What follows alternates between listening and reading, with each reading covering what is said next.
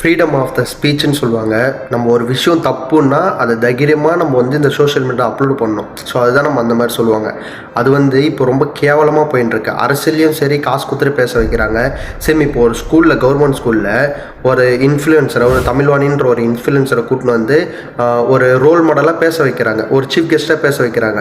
அவங்க பார்த்தீங்கன்னா ஒரு வெப்சைட்டில் பே பண்ணி வீடியோலாம் பார்க்க, இப்போ நம்ம காசு கொடுத்துட்டு அந்த வீடியோ பார்க்கலாம். ஸோ அந்த மாதிரி ஒரு 18+ போட்டு இருக்காங்க. அந்த மாதிரி இருக்கிறவங்களை கூட்டின்னு வந்து இந்த மாதிரி ஒரு சீஃப் கெஸ்ட்டாக போட்டால் அந்த பசங்க என்ன மாதிரி நினைப்பாங்க? அந்த பசங்க எப்படி நம்மளுக்கு வந்து நல்ல பசங்களாக வளருவாங்க? இப்போ அந்த பசங்கிட்ட அவங்க என்ன சொல்கிறாங்கன்னா, நம்மளுக்கு ஸ்கில் தான் வேணும், இல்லை எஜுகேஷனோட ஸ்கில் தான் வேணுன்றாங்க. எஜுகேஷன் இருந்தால் ஸ்கில்லே லேர்ன் பண்ண முடியும்.